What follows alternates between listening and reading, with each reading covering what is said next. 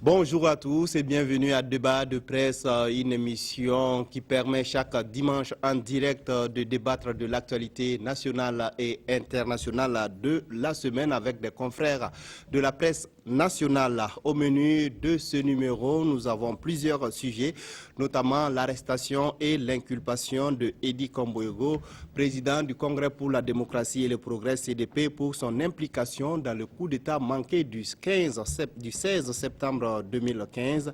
Nous parlerons de la levée du couvre-feu. Les avis sont partagés sur la levée de cette mesure 10 jours seulement après les attaques terroristes au Burkina Faso. Les présidents ivoiriens et burkinabés Alassane Ouattara et Roch-Marc Christian Kaboré se sont rencontrés à Addis Abeba en marge des travaux du sommet de l'Union africaine.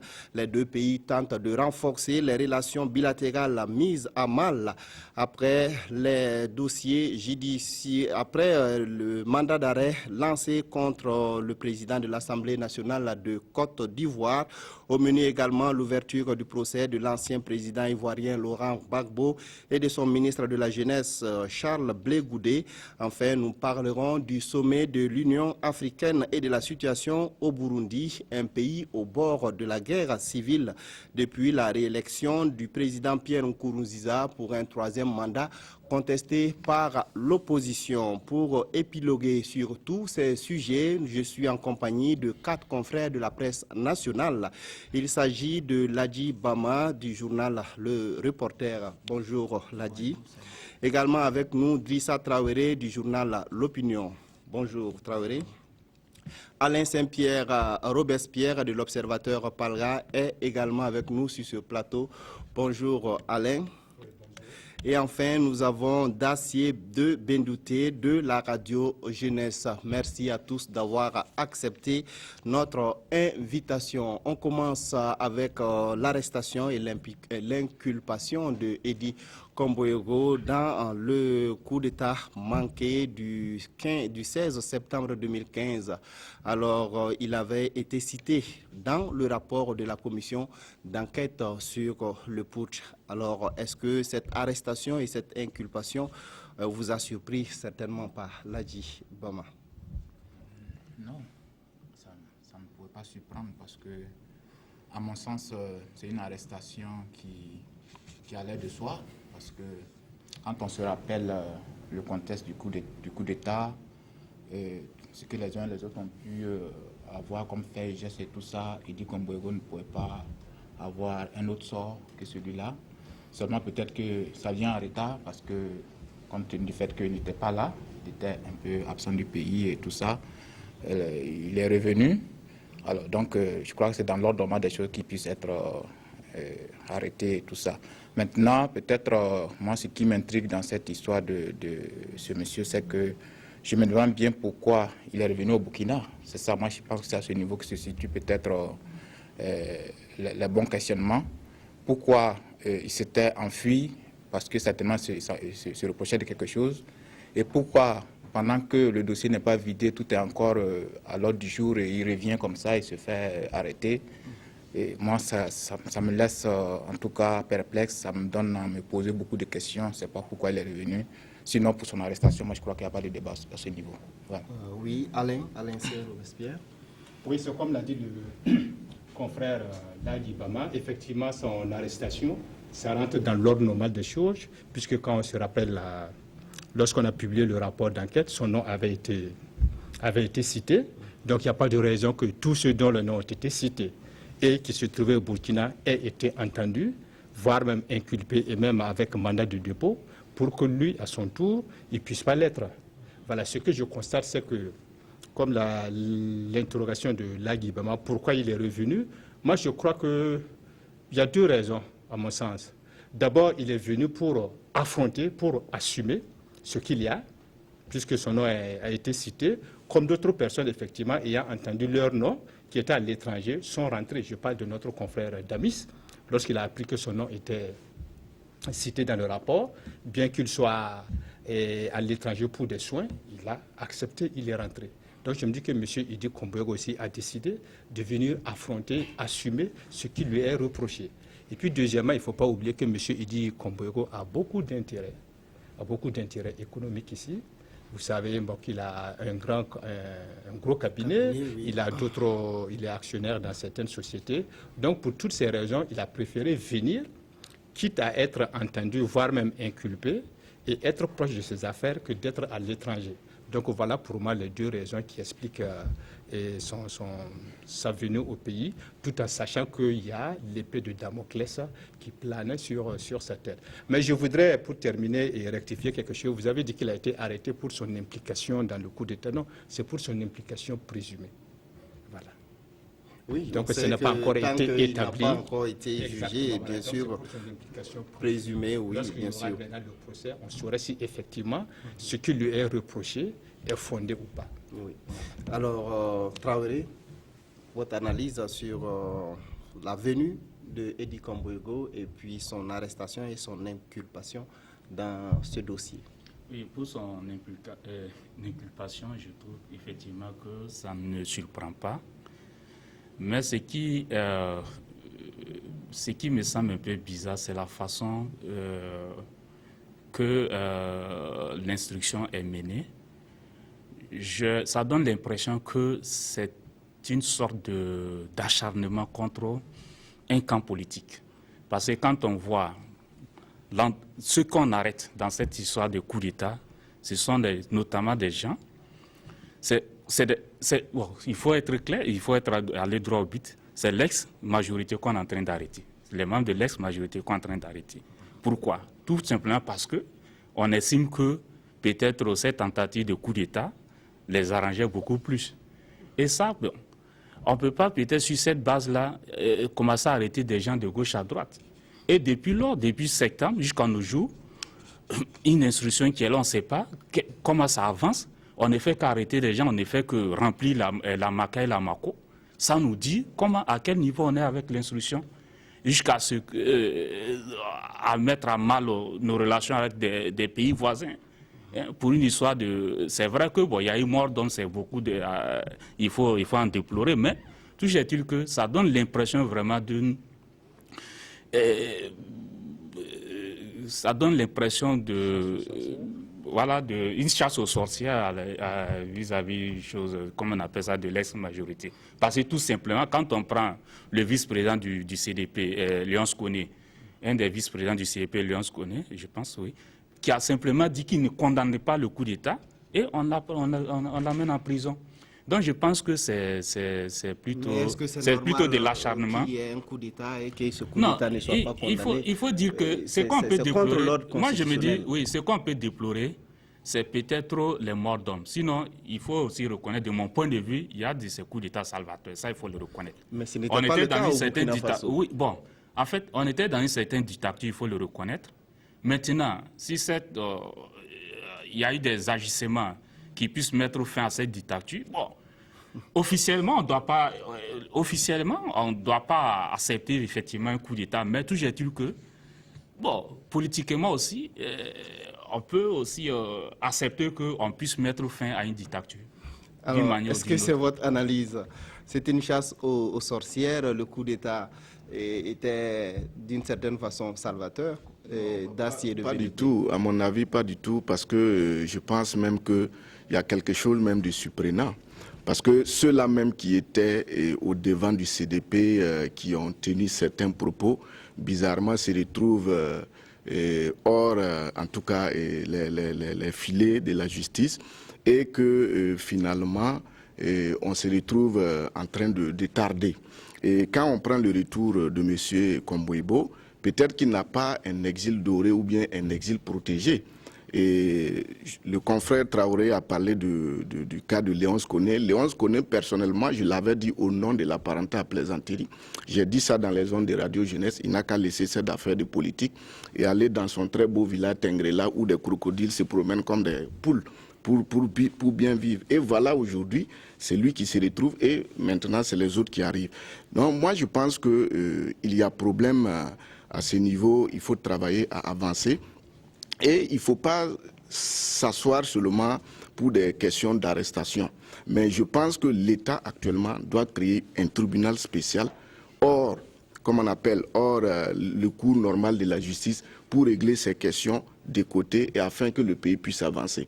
Parce que vous voyez, actuellement, on a comme l'impression, depuis aussi les attaques, que la population attend de la justice, la population vit une psychose. Pourtant, on peut mettre en place une juridiction qui va s'occuper de ces grands dossiers-là, qui ne peut pas rester dans le cadre, comme on appelle, dans le cours normal de la justice, parce que bien avant ces dossiers, les palais de justice étaient pleins.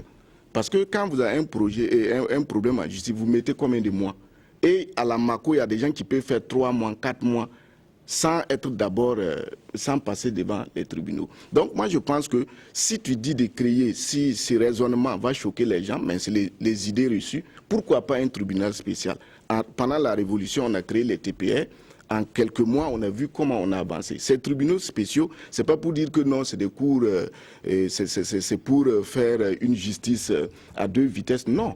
Aujourd'hui, on sait qu'il y a des magistrats, à mon avis, l'idée que je propose, il y a des magistrats qui sont allés en retraite pas longtemps, il y a des magistrats qui doivent aller en retraite. On peut réquisitionner des personnalités de droit pour s'occuper de ça et permettre à la justice de l'autre côté d'avancer normalement et afin que le peuple puisse vaquer à d'autres occupations. Sinon, si on doit s'asseoir avec les mêmes procureurs, les mêmes personnes, on ne va pas avancer et ça va nous créer d'autres problèmes. Oui, Traoré a parlé de chasse aux sorcières. Est-ce que c'est votre avis, Alain Robespierre?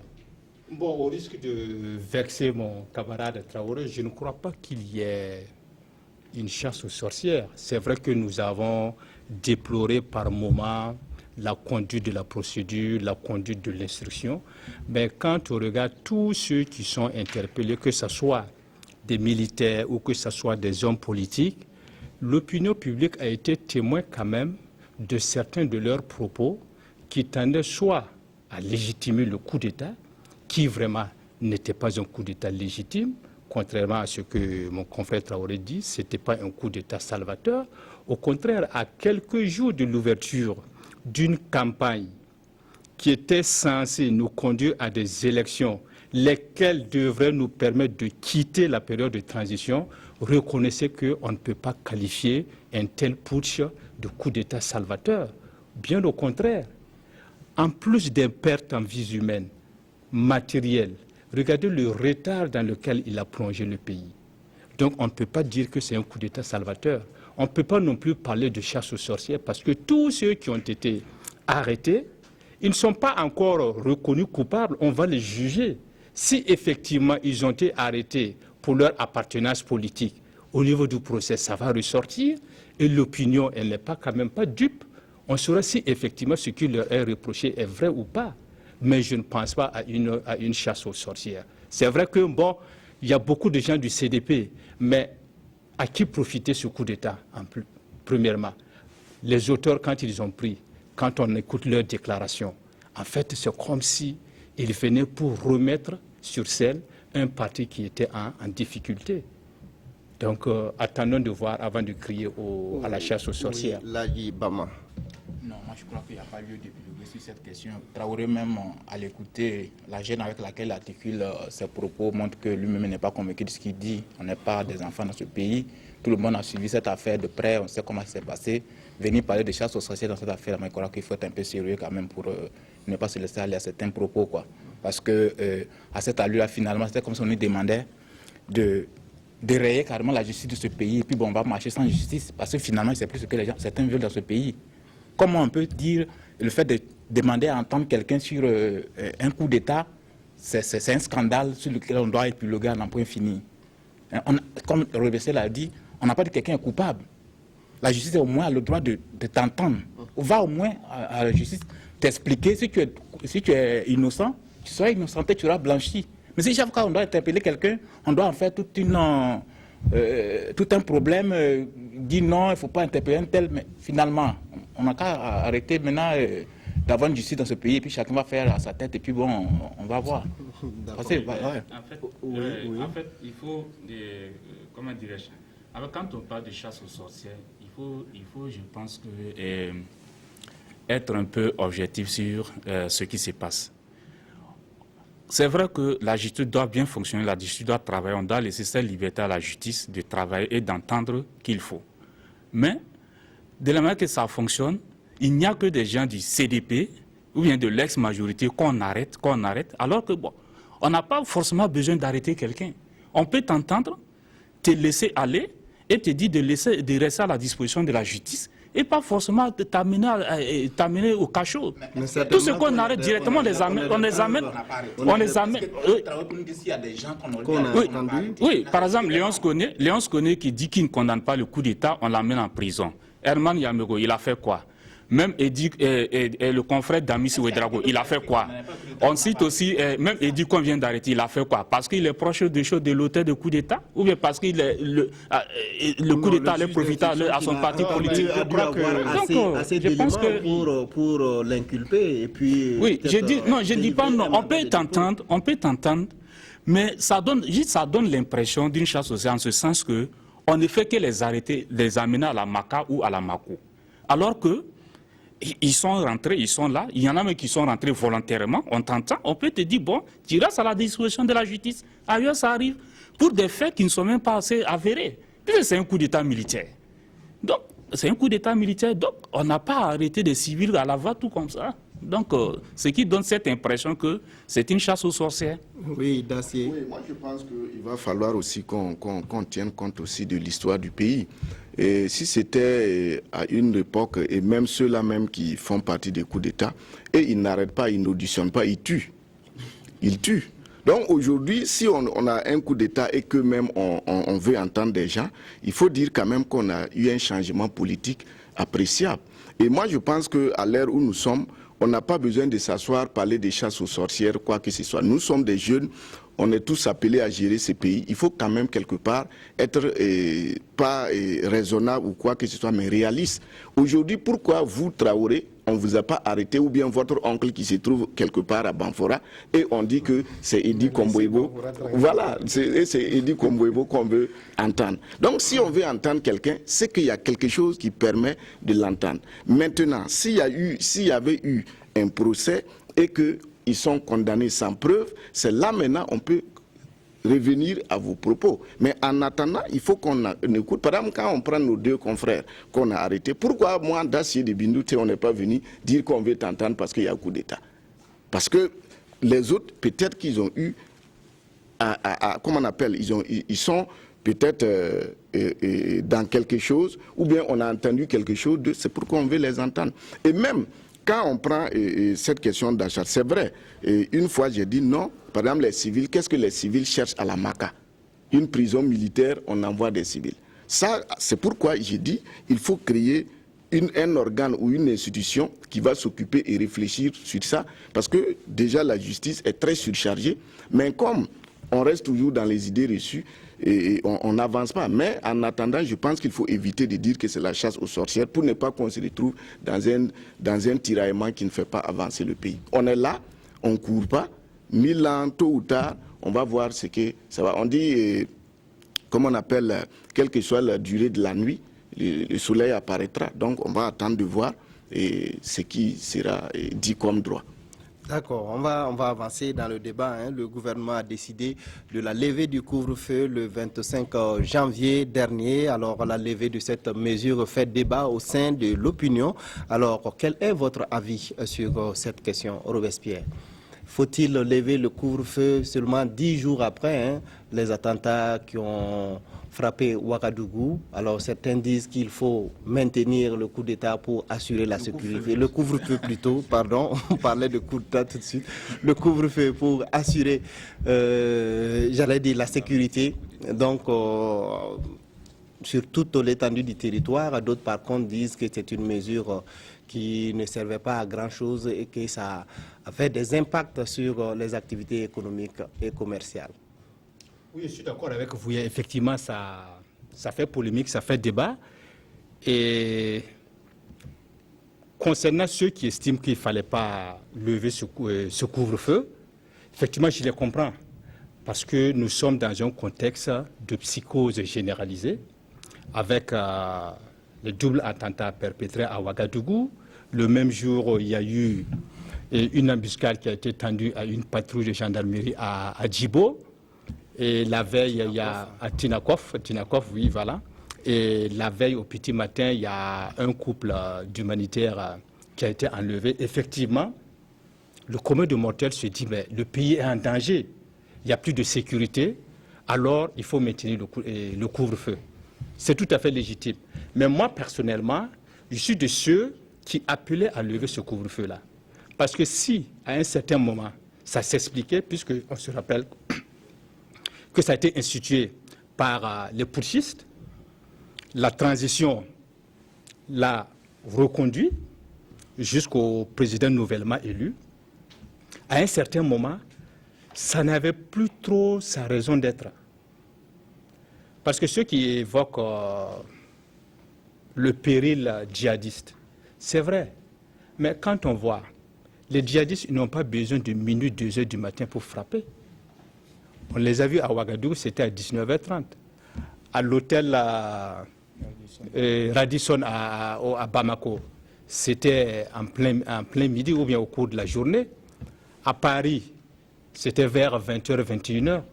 Donc c'est pour vous dire, ce n'est pas un moyen efficace de prévention contre le djihadisme. Généralement, c'est des gens, ils tapent au moment où ils savent que le plus grand nombre de la population est au dehors. Ce n'est pas tard la nuit qu'ils cherchent. Si c'était à 2h du matin qu'ils avaient frappé le Cappuccino, le nombre de victimes là aurait été moindre. Ça aurait été moindre. Sans compter qu'il y a toute une économie, ce qu'on appelle économie de la nuit, qui s'en trouvait sérieusement affectée. Il y a plusieurs activités qui se déroulent la nuit. Des activités récréatives, des activités ludiques, des activités commerciales et surtout de transport de marchandises. À une certaine heure, tous ces camions ou bien tous ces moyens de transport qui convoyaient les marchandises devraient s'arrêter. Donc tout ça, ça a un impact assez sérieux. Donc je crois que si le gouvernement a finalement levé ça, c'est qu'il va compenser par d'autres mesures de sécurité beaucoup plus discrètes et peut-être même beaucoup plus efficaces. Donc je crois que la levée du couvre-feu là, c'est quand même un acte que moi personnellement je salue. D'accord. Bama, votre avis sur la question? En fait, je pense que c'est le genre de mesures qu'on ne peut pas apprécier sans les avoir peut-être expérimentées, quoi, parce que c'est un peu délicat, hein, parce que ceux qui disent qu'il aurait fallu maintenir ce couvre-feu, bon, quand on regarde, bon, ils n'ont pas si tort que ça. À côté d'eux aussi, ceux qui pensent qu'il aurait fallu... Parce que quand on regarde pendant que le couvre-feu était en vigueur, il y a eu pas mal de cas de vol à travers la ville de Ouaga, aux heures de couvre-feu. Voilà. Pendant que les gens dormaient, on se rend compte à ce moment que les délinquants sont dehors en train d'opérer, ils attaquent les gens à main armée et tout ça. Alors, donc, à ce niveau, on peut penser que non, il aurait fallu peut-être... et d'ailleurs, certaines populations... proposait de lever le couvre-feu pour qu'ils puissent prendre en charge leur sécurité, d'aller s'organiser pour pouvoir monter la garde et tout ça dans leur quartier. Et tout ça. Voilà. Donc, c'est autant de choses qui font dire que, bon, peut-être que ce couvre-feu n'était pas aussi salvateur que ça. Mais en même temps aussi, on ne peut pas donner un quitus aussi à ce que, bon, on puisse le lever parce qu'on ne sait pas qu'est-ce que la situation aurait pu être si ce couvre-feu aussi n'avait pas existé. Parce que c'est difficile quand même de pouvoir dire ce qu'on aurait pu vivre. Maintenant, bon, le gouvernement a décidé de le lever. Moi, je dis peut-être qu'il faut attendre de voir ce que ça va donner sur le terrain et sans le couvre-feu pour pouvoir apprécier. Sinon, de prime abord, c'est difficile à prévoir quand même. D'accord. Alors, Traoré? Donc, je pense que les uns et les autres ont tout dit autour de la question. Hein. Peut-être qu'il faut... Moi, à mon avis, en fait, c'était que... Sincèrement, je ne comprenais pas trop pourquoi ce couvre-feu, parce que bon, j'avais peut-être une autre appréciation de la situation, en ce sens que, est-ce que ce n'était pas une occasion pour la transition, pour faire certaines choses à l'insu des populations? Parce que 1h à 4h, 5h du matin, bon, les gens sont tirés chez eux, on ne sait pas ce qui se passe dehors, pour des raisons qu'on ne sait pas trop. Et les vols continuaient, tout ce qu'on craignait, finalement, les djihadistes sont venus nous prouver que ce n'était pas aussi efficace ce couvre-feu. Donc, je pense que comme Robert Siel l'a dit, en fait... Concrètement, quand vous dites que c'était peut-être une façon pour la transition... Non, puisque la transition prenait fin, on ne sait pas ce qui sortait comme chose. On ne sait pas ce qui venait nuitamment dans les bureaux pour quelque chose ou bien pour faire sortir des joueurs du territoire. Vraiment, on ne savait pas la raison de ce couvre-feu-là. Comme le voisin l'a dit, effectivement, l'économie en a souffert. L'économie en a souffert. Moi, je voyais plutôt à la place du couvre-feu peut-être instaurer un état d'urgence. Comme la France peut être en train de l'expérimenter, ça allait beaucoup plus permettre de renforcer la sécurité que de dire aux gens de rentrer dormir à 1h du matin et se réveiller à 5h, alors que tout ce qu'on craignait, voilà, rien n'y fait, parce que rien n'a été fait, du moins, parce que, on craignait peut-être la menace djihadiste, ils sont arrivés. On craignait peut-être, on croyait que ça allait permettre de diminuer les vols, ça a plutôt accentué. Finalement, c'est pas pourquoi eux seuls avaient le secret de ce couvre-feu-là, comme ils ne sont pas là, pour nous expliquer pourquoi ils avaient instauré ce couvre-feu. Mais votre avis, c'est quoi concrètement? Sincèrement... Vous pensez que c'est une mesure qui est salvatrice ou bien... Oui, la levée du couvre-feu, je crois, elle est très salvatrice parce que ça permet à l'économie de reprendre de façon sereine, quoi. D'accord. Alors, Dacier? Oui, merci. Dans l'histoire des couvre-feux au Burkina, on dit que quand il y a des couvre-feux, c'est les femmes sont très contentes parce que les gens ne vont pas sortir. Mais il faut... les maris restent à la maison. Donc, à ce niveau, il faut dire que effectivement, les avis seront partagés.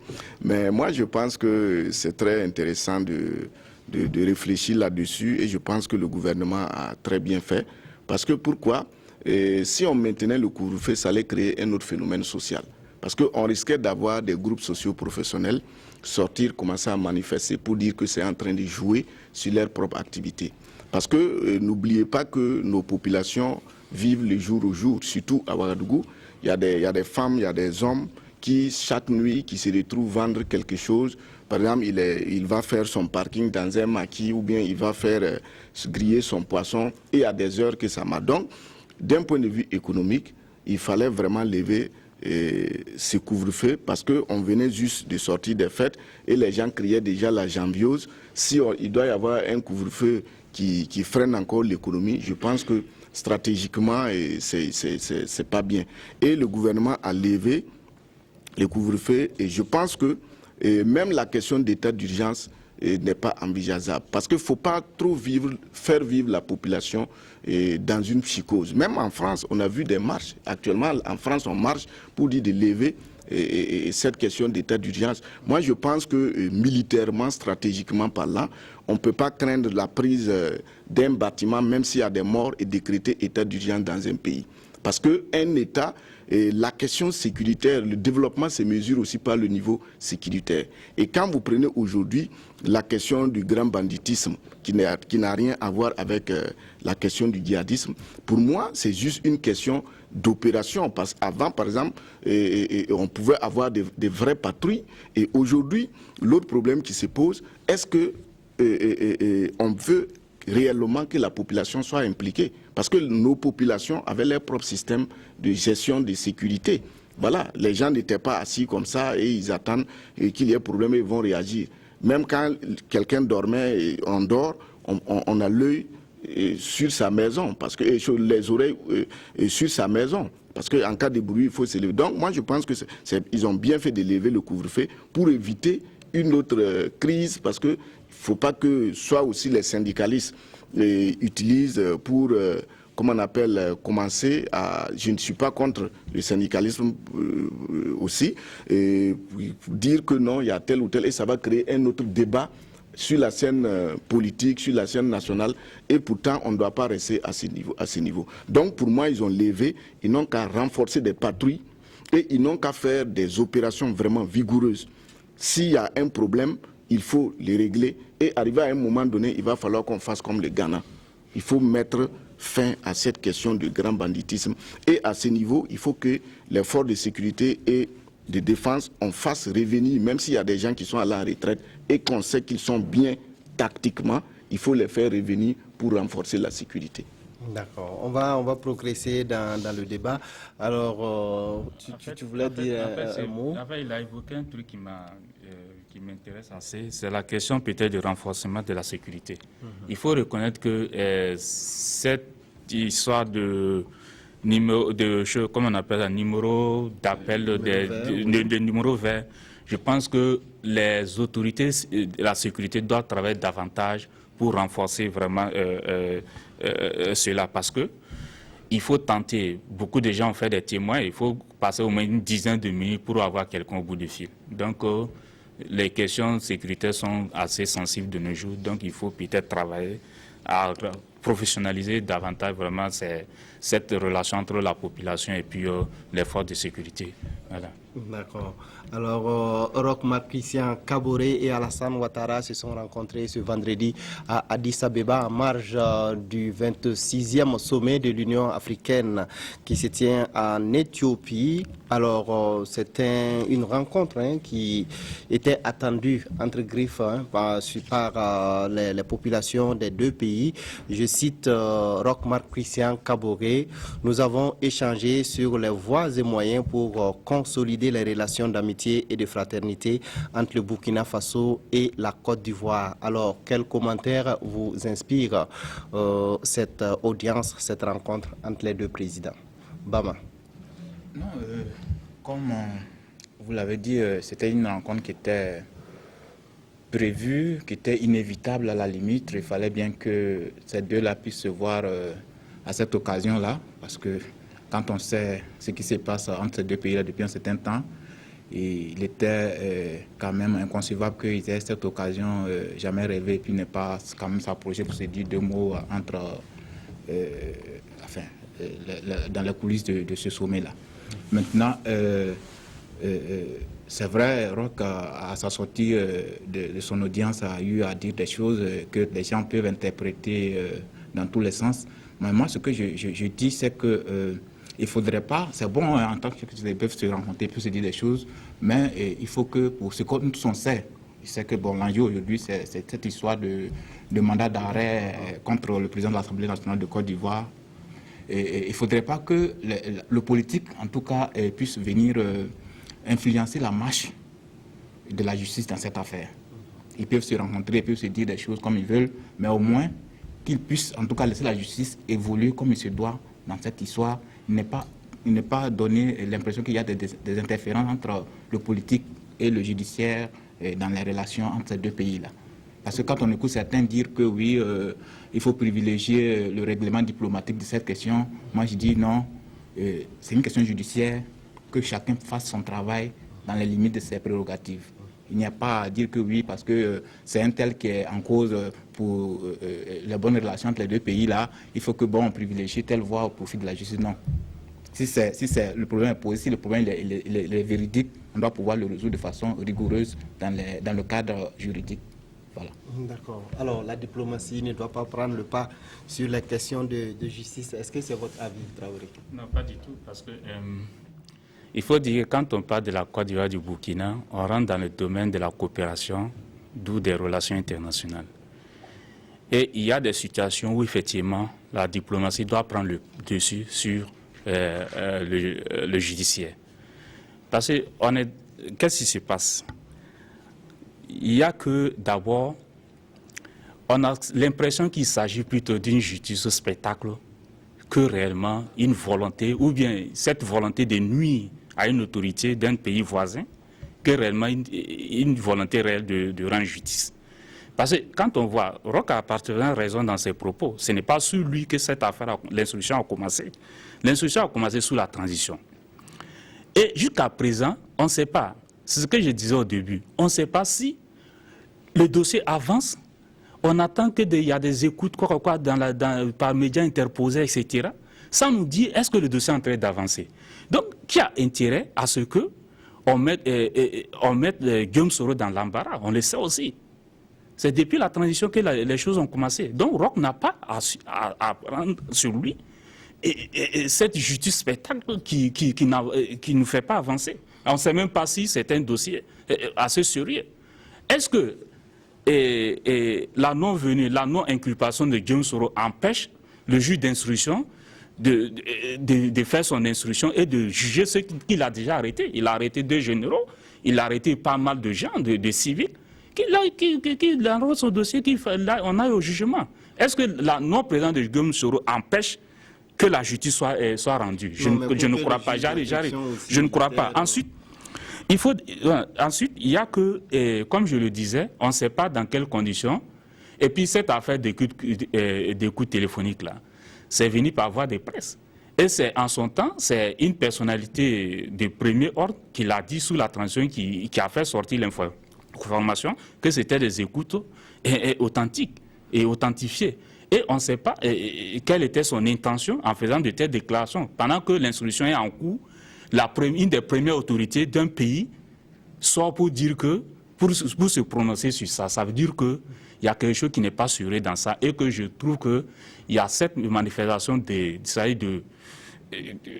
de nuire à l'image peut-être d'une personnalité d'un pays voisin. Oui, mais ensuite, pour que le mandat d'arrêt soit lancé, il faut que le juge d'instruction... mais l'affaire est en instruction. Pourquoi en son temps, c'est le Premier ministre Zida qui sort pour parler de ça, pendant que l'affaire est en instruction. Et en tant que Premier ministre, ce n'est pas normal. Les écoutes ont été reversées dans le dossier. C'est ce qu'on dit. Ce n'était pas à lui de sortir dire ça. C'était au juge d'instruction de faire son travail et de voir à quel moment communiquer autour du dossier. Ce n'est pas...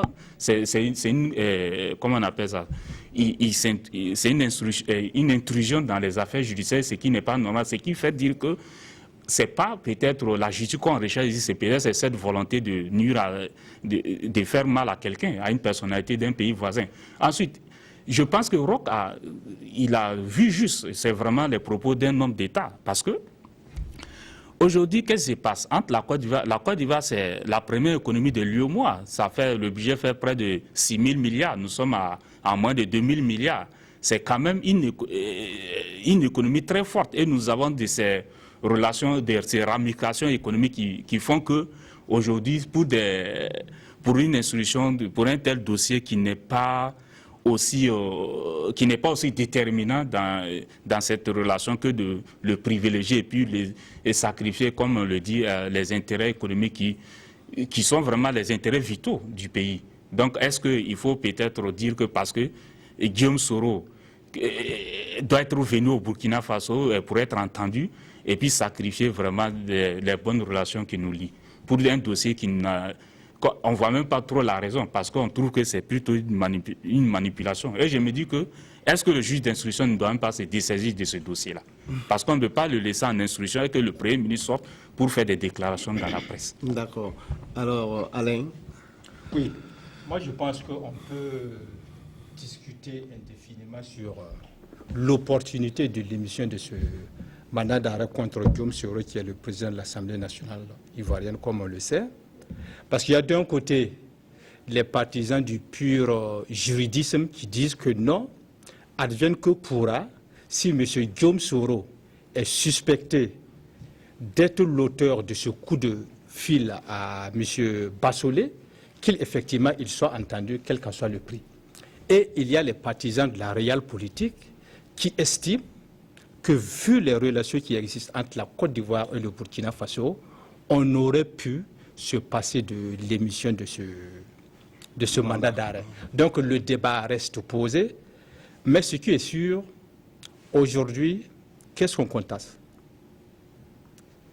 Les relations entre les deux pays étaient déjà chancelantes depuis que le président Blaise Compaoré y a trouvé exil. Ensuite, la transition n'a pas travaillé à apaiser ces relations, et voilà qu'un autre incident vient encore s'ajouter, et peut-être même un autre, puisque on parle également d'écoutes téléphoniques qui auraient été interceptées entre Soumaïla Bakayoko et le général Gilbert Guengere. Donc ça veut dire que si le tribunal militaire doit être conséquent envers lui-même, un mandat d'arrêt doit être également émis contre Bakayoko. Où est-ce que nous allons maintenant à cette allure? Mais moi je me réjouis que les deux chefs d'État, par réalité, se soient entendus, enfin se soient rencontrés. Et j'estime qu'il faut aller au-delà. Il faudrait même qu'il y ait une visite d'État entre ces deux chefs d'État-là. Alassane vienne ici en visite d'État et le président Compaoré aille en Côte d'Ivoire en visite d'État pour essayer de voir qu'est-ce qu'on peut bien faire pour que ces problèmes judiciaires-là ne retentisse pas sur les relations, on n'empoisonne pas davantage les relations. C'est faisable. Mais n'en déplaise à mon ami Layi, c'est vrai que le dossier il est judiciaire, mais il y aura un règlement politique et diplomatique. Ça va passer par ça. Malheureusement, pour ceux qui sont pour le juridisme 100%, en tout cas, le politique ne peut pas ne pas se pencher sur cette affaire. Et l'essentiel, c'est quoi? C'est que les relations entre les deux États soient sauvegardées et que les intérêts des deux peuples-là soient mis en avant. Moi, c'est mon point de vue. Oui, faut-il sacrifier les dossiers de justice pour la bonne relation entre les deux peuples? Non, ça, on n'a pas besoin d'épiloguer là-dessus. Le problème sera résolu sans qu'on ne le sache, parce que ce n'est pas la première fois. Vous savez que la question coloniale nous ont mis en contact avec la Côte d'Ivoire et que ce n'est pas aujourd'hui qu'on connaît ces problèmes. La première des choses a commencé avec Daniel Wenzen Coulibaly. Vous voyez les relations qu'il y a eu, on lui appelait le lieutenant de Foy. Il est mort dans les conditions qu'on sait. Après Daniel Wenzen Coulibaly, Maurice est venu. À la suite de Maurice Yamego, Ofoy a boudé et Lamizana, qui c'est lui qui a renversé son ami. Et par la suite, quand le président Thomas Sankara est arrivé, on a vu les problèmes qu'il y a eu entre la Côte d'Ivoire et le Burkina Faso, jusqu'à Thomas Sankara a essuyé un attentat en Côte d'Ivoire. Et on a vu comment le président Thomas Sankara a travaillé pour que les Burkinabés reconnaissent que le Burkina, la Haute-Volta, c'est leur pays. Parce qu'en Côte d'Ivoire, dire que tu étais Burkinabé ou bien tu étais Mossi, c'est une injure. Voilà, pas possible. Donc, et on a évolué, Blaise Compaoré est venu, on sait ses relations avec Félix Houphouët-Boigny. Et ceux qui sont en Côte d'Ivoire actuellement au pouvoir sont des enfants, les enfants de même Félix Houphouët-Boigny et Blaise Compaoré en son temps, qui était aussi un dauphin de Houphouët. Donc aujourd'hui, ceux qui sont aussi au Burkina et au pouvoir, ce sont les mêmes... Comment on appelle, ce sont les oiseaux de la même forêt politique. Donc, ça va se régler. Mais le problème n'est pas un problème entre Burkinabés et Ivoiriens. C'est un problème personnel entre dirigeants politiques. Et ça se règle de façon diplomatique, comme l'a dit Robespierre. Qu'on le veuille ou pas, ça va se régler. Mais moi, la question que je voulais me poser aujourd'hui, est-ce que, tôt ou tard, on va éclairer les deux peuples sur les différents intérêts économiques qui les lient. Prenez par exemple le port d'Abidjan, qu'on appelle aujourd'hui le port autonome d'Abidjan. Mais avant, c'était reconnu que c'est le port Haute-Volta Côte d'Ivoire. Mais comment se fait-il aujourd'hui que ce port-là se retrouve être port autonome d'Abidjan? Et les peuples burkinabés se retrouvent entre... Non, non, c'est pas pour les Ivoiriens. Non, c'est pas que le Burkina n'a pas de mer. Je suis allé dans le contexte historique vous montrer comment les deux pays ont évolué et les intérêts économiques qui les lient. Si ça vous paraît méconnu, prenez du point de vue démographique. La population burkinabé qu'on a convoyée en Côte d'Ivoire et d'autre côté de la vallée du Niger, ses relations avec la Côte d'Ivoire, comment économiquement ça s'est traité?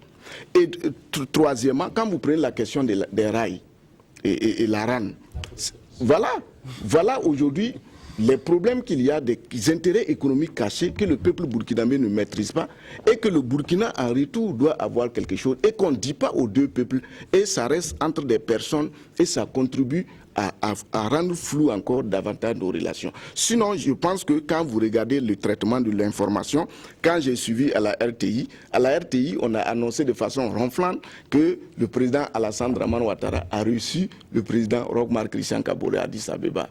Et au Burkina, on dit les deux hommes se sont rencontrés. Donc ça veut dire que même dans la presse, on le traite de façon aussi diplomatique. Donc je me dis que le problème sera réglé, mais il faut travailler à éclairer les intérêts économiques qui lient les deux pays.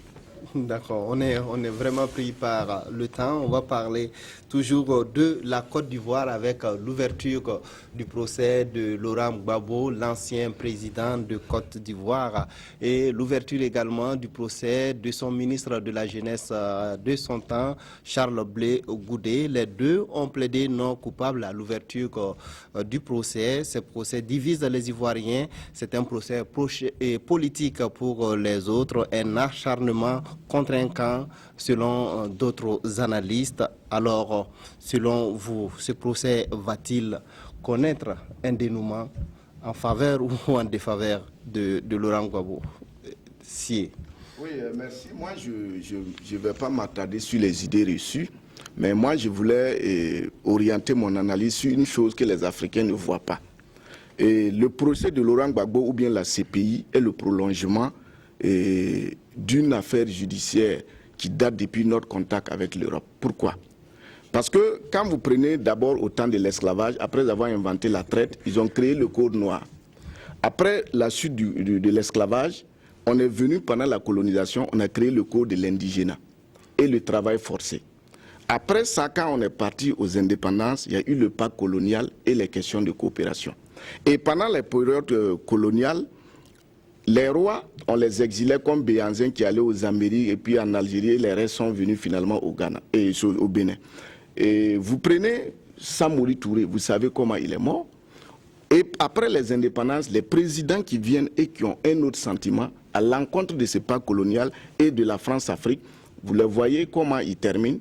Donc la CPI se retrouve être aujourd'hui cette cour-là qui encore va gérer, parce que dans l'histoire, il y a une justice, il y a une spécificité judiciaire propre aux populations noires.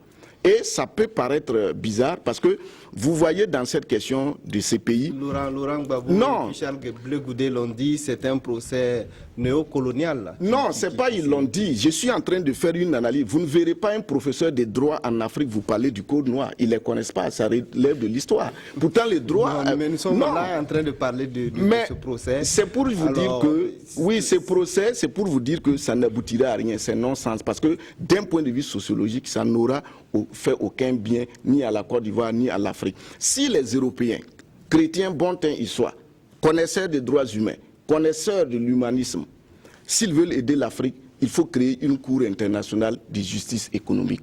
L'Afrique, qui est le continent le plus riche, se retrouve avec les populations les plus pauvres, pillées, dont les richesses sont pillées par les mêmes occidentaux. Aujourd'hui, quand vous regardez toute l'Afrique, il faut élargir la réflexion pour permettre aux jeunes... Tout cela nous éloigne. Non, je termine. Ça ne nous éloigne pas du sujet. Je termine. La Cour pénale internationale. Pour dire que, regardez toute l'Afrique. Tout un continent, on n'a pas de droit de veto à l'ONU. La Chine s'est retirée et elle est revenue avec un droit de veto. Aujourd'hui, le procès de Laurent Gbagbo, pour moi, on n'a pas besoin de discuter là-dessus. Ça doit être une leçon pour nous. Comment on doit changer notre comportement pour ne plus avoir à être dans ces questions qui ne nous avancent pas. Procès Hissène Habré, on a mobilisé des milliards. Procès Gbagbo, les gens sont là-bas assis, ça va prendre quand? Même le procès de Nuremberg n'a pas duré autant. Donc, c'est une justice. Moi, intellectuellement, je n'ai pas besoin d'aller dans les idées reçues parce qu'il y a une réalité qui est là. Hein? Oui. Mais tribunal spécial pour qui? Vous ne verrez jamais un latino-américain ou bien un jaune, les asiatiques qu'on va amener à la CPI. Bon. Voilà. C'est une réalité qui est là.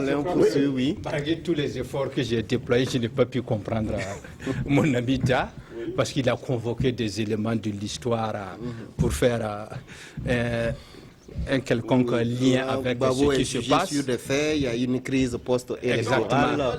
Non, je crois que... Oui. Je crois qu'il faut que nous, les Africains, on essaie de dépasser certaines considérations. Dire que la CPI a un tropisme pour les Africains noirs. Dites-moi, quel est cet Africain qui a été dans le collimateur de la CPI et sur lesquels il ne pèse pas, ne serait-ce que des présomptions de crime? Vous prenez Laurent Gbagbo. Il est un acteur de la crise politique en Côte d'Ivoire qui a fait 3000 morts. Ça veut dire qu'il y a des soupçons de crimes qui pèsent contre lui. Vous prenez le Soudanais, Béchir, avec ce qui se passe au Darfour. Ça veut dire qu'effectivement, il y a un faisceau de soupçons qui pèse contre lui. Donc, il faut qu'on arrête de dire que la CPI fonctionne contre les Africains. Non, attendez, je n'ai pas terminé. Vous prenez le traité de Rome. On n'a pas forcé un État africain d'aller signer ce traité de Rome. Les États africains sont allés avec souveraineté, aller signer à ce traité de Rome qui crée la CPI en 2003. Donc il faut qu'on arrête ces lamentations. Maintenant, concernant le procès de Laurent Gbagbo, effectivement, ceux qui disent qu'il est juridique et en même temps politique.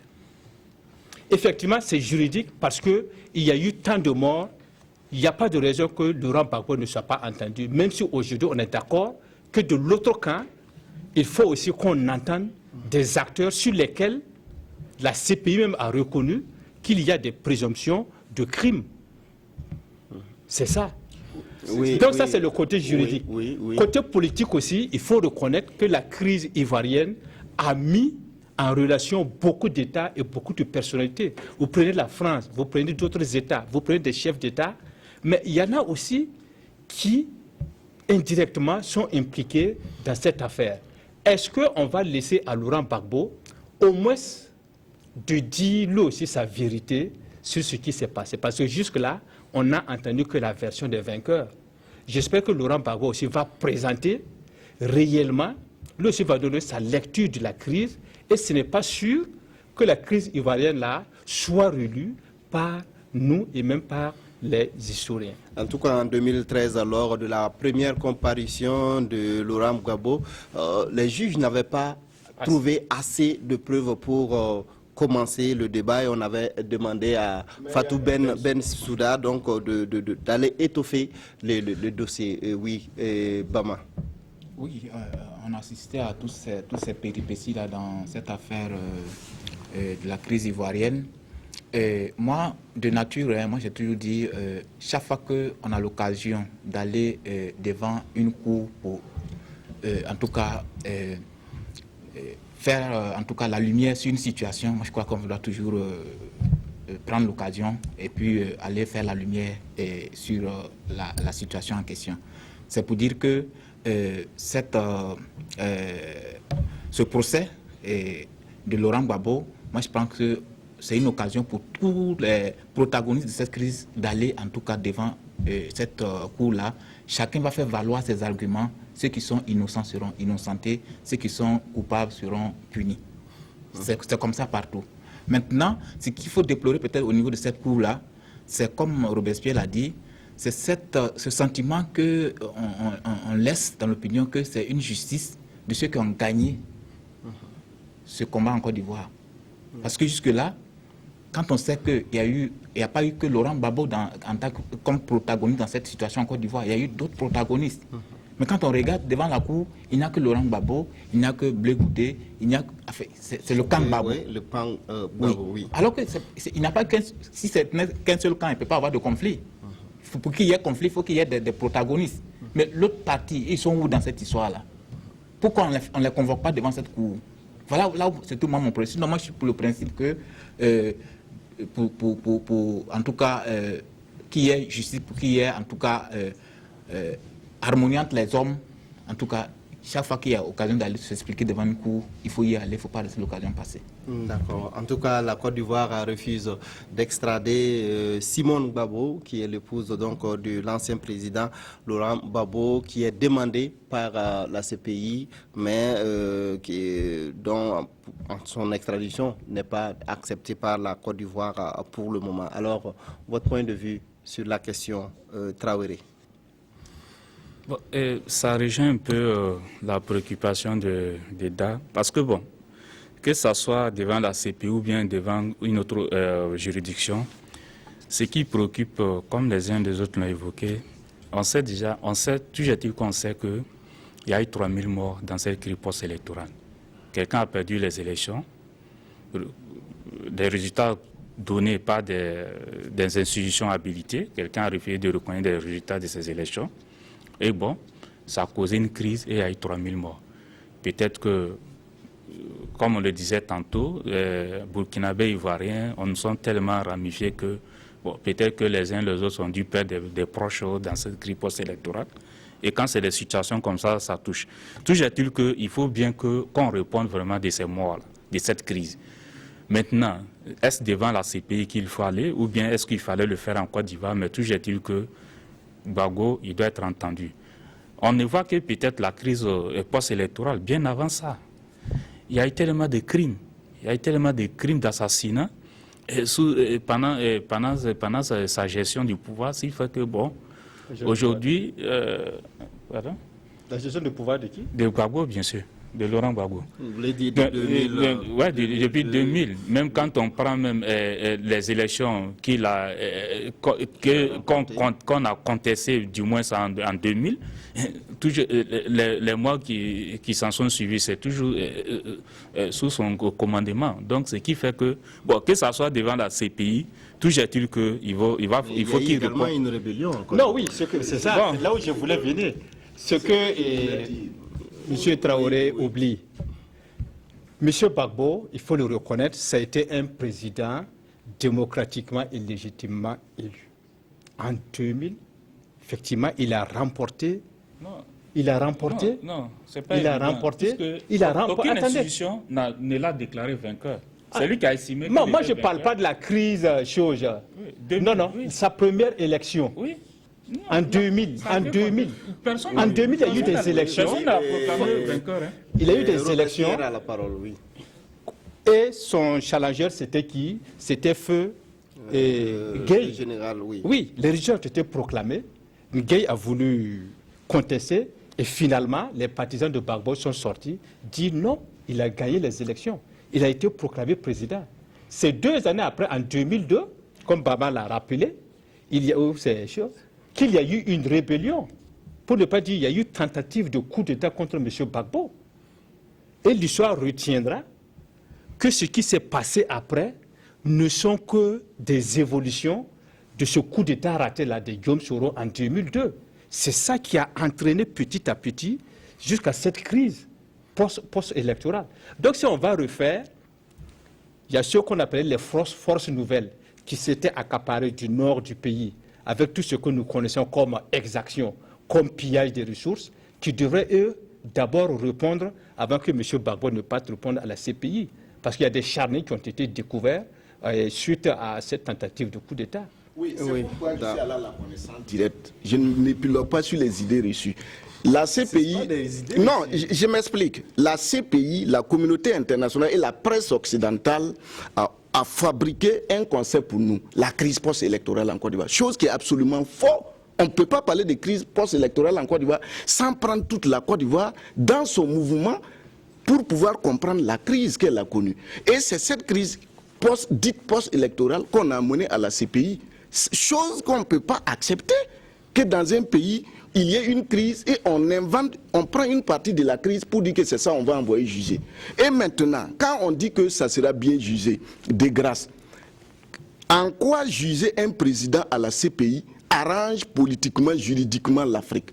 Donnez-moi aujourd'hui, nous les Africains, même dans notre appareil judiciaire, ça nous donne quoi comme leçon? Mais c'est la Côte d'Ivoire qui a envoyé Laurent. Mais c'est pourquoi je dis aujourd'hui, quand vous regardez le paysage politique africain, on sait comment les choses se passent. Et j'ai dit que ce procès de Gbagbo va venir, bien avant Gbagbo, il y a eu Charles Taylor, c'est comme une quarantaine.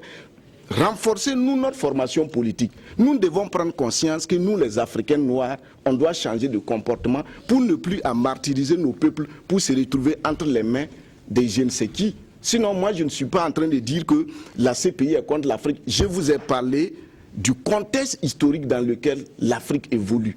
Qu'on le veuille ou pas, c'est comme ça. Et les Européens ne vous diront pas le contraire dans leur analyse. Et la CPI est là avec, en tout cas, son comportement flou. Vous ne verrez pas un Asiatique, un jaune qu'on va attraper et amener à la CPI. Vous ne verrez pas un Latino-Américain, c'est toujours l'Afrique noire qui va s'asseoir en train de patauger parce qu'on n'a plus de personnalité et à un cadre juridique qui nous est décerné, qui nous est propre. D'accord. Je ne sais pas, quelqu'un veut réagir par rapport à la leçon d'histoire. Non, puisque ça fait. Non, moi, je crois que chacun est libre d'avoir sa position sur ces questions, hein, mais il ne faudrait pas vouloir prendre sa position pour dire que c'est ça qui doit être. Non, parce que autant on peut dire que la CPI n'est pas bien pour les Africains, autant on peut dire que aussi les Africains eux-mêmes ne font rien aussi pour qu'on puisse les aider. Parce que jusque-là, comme quelqu'un l'a dit, moi je n'ai pas encore vu quelqu'un qu'on a envoyé à la CPI qui ne mérite pas d'être là-bas. On n'a pas encore démontré que quelqu'un... Mais il est revenu, et puis quoi? On est tous justiciables. Moi, je ne sais pas quoi. Il ne faudrait pas que le fait d'aller répondre à une justice, ça ne doit pas être un scandale. Moi, c'est la normale des choses. Moi, Bama, on me dit non, le tribunal veut m'entendre demain, je m'en vais, c'est la normale.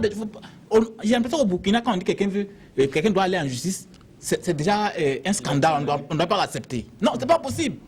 Il est allé, c'est un bon exemple, c'est un contre-exemple comme ce que tu dis. Il est allé répondre, il est revenu, non? Où est le problème? Oui. Hein? Donc, que chacun aille répondre ses actes, s'il est innocent, il revient. Peut-être au niveau de la CPI, c'est comme on doit pouvoir peut-être demander que les autres aussi puissent amener les autres aussi à répondre aussi à la Mais CPI. pourquoi on a changé au Campo avec... Non, Ben ça c'est des Soudan? questions internes, on ne peut pas rentrer C'est pas dans ça. interne, Mais ça avait c'est-à-dire créé un que- débat c'est-à-dire que international moi, et on a je fait serais partie d'accord au Campo. par exemple, quand on dit que... C'est pas son mandat, on se rappelle bien. George Bush aussi à la CPI, je suis d'accord avec ça. Mais c'est pas parce qu'on n'a pas envoyé George Bush à la CPI que non, on ne doit plus envoyer quelqu'un à la CPI. Non. Il ne faut pas tirer vers le bas, il faut plutôt chercher à améliorer les choses que de chercher à dire non, comme c'est comme ça, donc laissons tomber. Non, non. Il faut se battre plutôt à ce que tout le monde puisse aller répondre à ces pays. C'est comme ça qu'on avancera. Mais c'est ça qui va réconcilier la Côte d'Ivoire avec elle-même. On est au terme de cette édition. On est malheureusement pris par le temps. Le dernier sujet, c'est-à-dire la situation au Burundi et le sommet de l'Union africaine, ça sera pour le prochain numéro. Merci d'avoir suivi cette édition. J'étais en compagnie de Ladi Bama du journal Le Reporter, de Drissa Traoré de l'Opinion, de Alain Saint-Robespierre de l'Observateur Palga et de Dacier de Bendouté de la radio Jeunesse. Merci à vous d'avoir suivi ce numéro de débat de presse. On se retrouve dimanche prochain si Dieu le veut.